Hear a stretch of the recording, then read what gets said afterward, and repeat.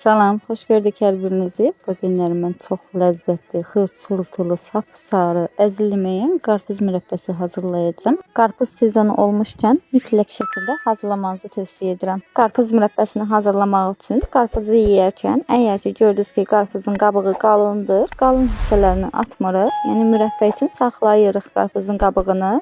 Daha sonra isə gördüyünüz bu çəhrayı hissələrini kəsib götürəcəm. Doğradıktan sonra üzerindeki yaşıl hissələrini, yaşıl qabığını da kəsdikdən sonra çətə kəsən bıçağımızla fiqurlar halında kəsib bişirəcəm.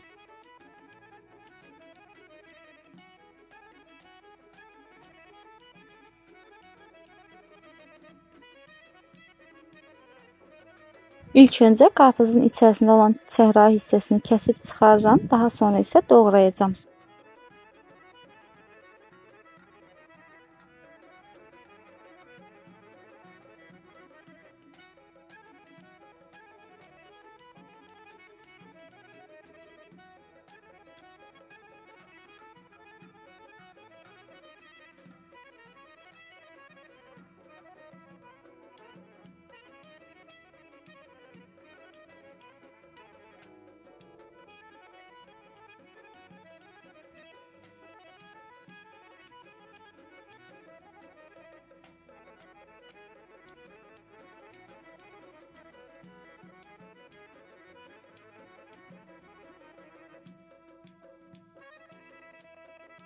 Qarpızın içərisində olan çəhrayı hissəni kəsib çıxardım. İndi isə gördüyünüz kimi çətə kəsən bıçağımızla formalar halında kəsməyə başlayıram.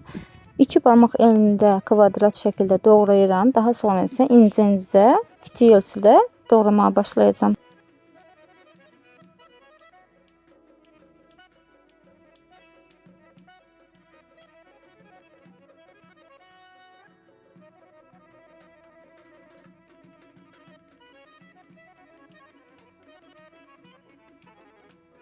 Bu qaydada doğradım mən. Siz istəsəz daha kiçik ölçüdə də doğraya bilərsiniz. Bu qaydada doğrayıb daha sonra isə üzərində olan qarpızın qabıqlarını soyacağam.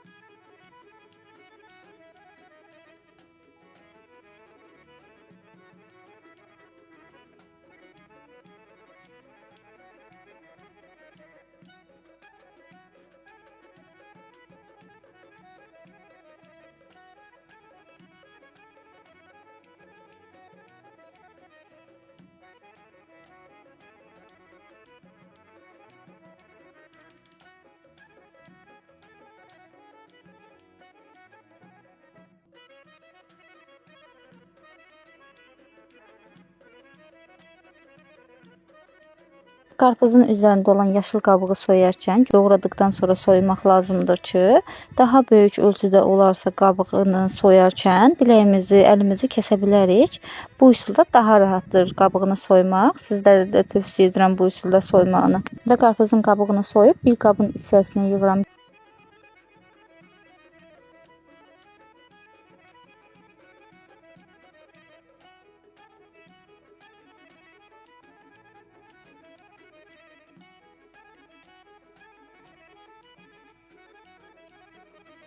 Qarpızın qabığını soyub bitirdim. Bir qabın içərisinə, dərin bir qabın içərisinə soyuq su əlavə edib, içərisinə 2 yemək qaşığı çay soda əlavə etdikdən sonra çay sodanı suda həll edib, qarpızın qabığını isə həmən suyun içərisinə əlavə edəcəm ki, 6 saat, 7 saat həmən suda gözlədirəm ki, qarpızın qabığı bərkisin deyə.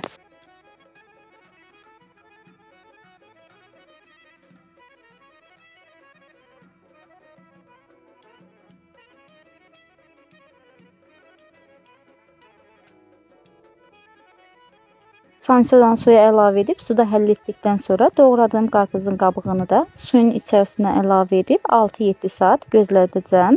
Gözlədərkən suyun içərisində ara sıra mütləq şəkildə qarışdırmaq lazımdır ki, suyun üzərində olanlar alt hissəyə keçib yaxşı canına çəksin deyə.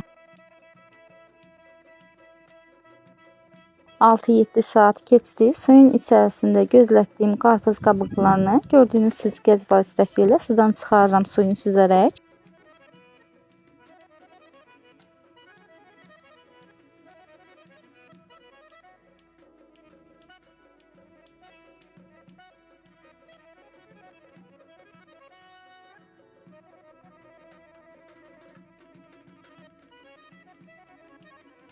Çay sodalı sudan çıxardıqdan sonra qarpızın qabıqlarını 3-4 dəfə yuyacağam təkrar soyuq su ilə.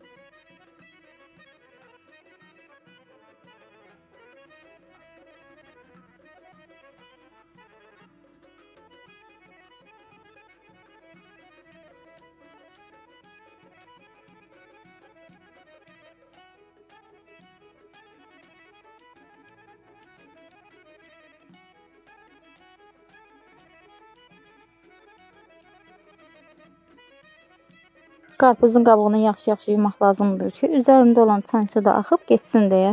Mən qarpızın qabıqlarını 4 dəfə yudum. İndi isə suyunun çəkilməyini gözləyirəm. Suyu çəkilincəyədək bişirəcəyim ləyinin içərisinə kilo şəkər tozu əlavə edəcəm. Yəni ki, məndə 4 kilo qarpız qabığı olduğu üçün 4 kilo da şəkər tozu əlavə edirəm. Şəkər tozunu əlavə etdikdən sonra 10 stəkan soyuq su əlavə edirəm şirəsini hazırlamaq üçün. Yəni 4 kilo qarpızın qabığı üçün, 4 kilo şəkər tozu üçün 10 stəkan su əlavə etdim.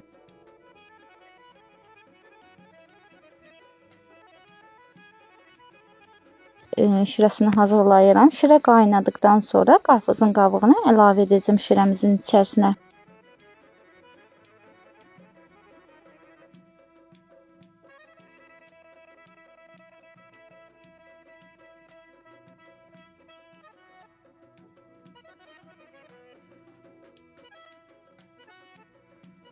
Şirəmiz gürxodda qaynadı. İndi isə qarpızın qabığını əlavə edirəm. Ocağın altını gür saxlamaq lazımdır. Qarpız qabığını əlavə etdikdən sonra qaynamağa başladı. Ocağın altını orta xodda qoyacağam ki, çox gür xodda olmaz. Nə də ki, çox zəif xodda olmaz. Orta atəşdə qaynadıqdan sonra orta atəşə gətirmək lazımdır. Qarpız qabığını şirəyə əlavə etdikdən sonra tez-tez qarışdırmaq lazımdır ki, hər tərəfi eyni qaydada bişsin deyə. Yəni əzilməyindən qorxmayın. Qarpız qabığı bərkitmişik çay sodalı suda. Həm də özü də qarpızın qabığı bərk olduğu üçün əzilmə ehtimalından heç narahat olmayın. Əzilməyəcək. Çox gözəl alınacaq. Mütləq şəkildə tez-tez qarışdırın qarpız qabığını. Mürəbbəmiz qaynara düşüb qaynamağa başladığında biraz 5 dəqiqə qaynadıqdan sonra üzərinə yığılan köpüyünü götürürük. Yəni köpük saxlamaq olmaz. Üzərində olan bütün köpüklərini yaxşı yığmaq lazımdır.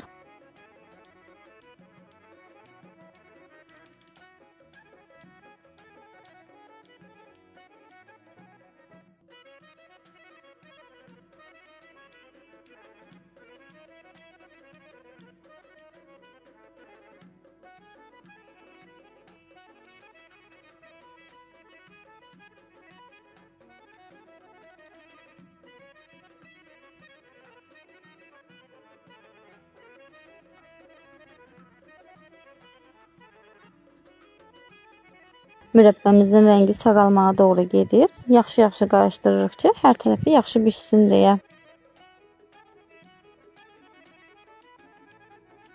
Mürəbbəmi 15 dəqiqə müddətincə bişirdim. Ocağın altını söndürürəm. Bir gün şirədə saxlayıb, təkrar bir gün sonra isə yenidən 10 dəqiqə bişirəcəm. Mürəbbəmizi bir gecə şirədə gözlətdikdən sonra təkrar ocağın altını gürxoda yandırıb, ocağın üstünə qoyub bişirməyə başlayıram. Mürəbbəni bişirərkən bir bağlama şəkərli vanil, 10 ədəd mixey əlavə edirəm və 6-7 dilim də limon dilimi əlavə edib təkrar 10 dəqiqə qaynadıb bişirəcəm.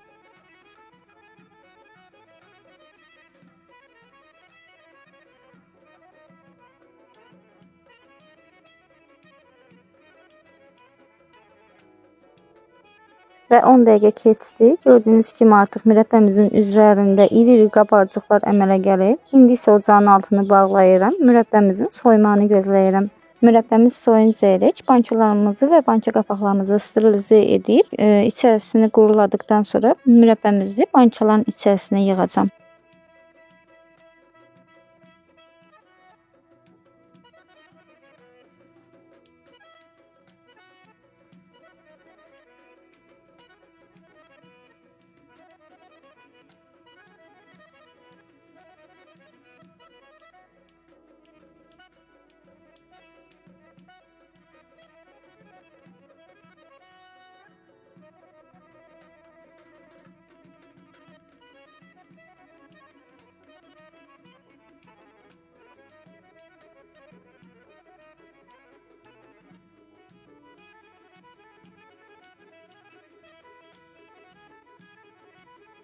Mürəbbəmiz soydu. Sterilizə edilmiş bançoların içərisinə mürəbbələrimizi yığıb, qapaqlarını küp şəkildə bağlayıb, sərin və qaranlıq bir yerdə qış üçün saxlaya bilərsiniz.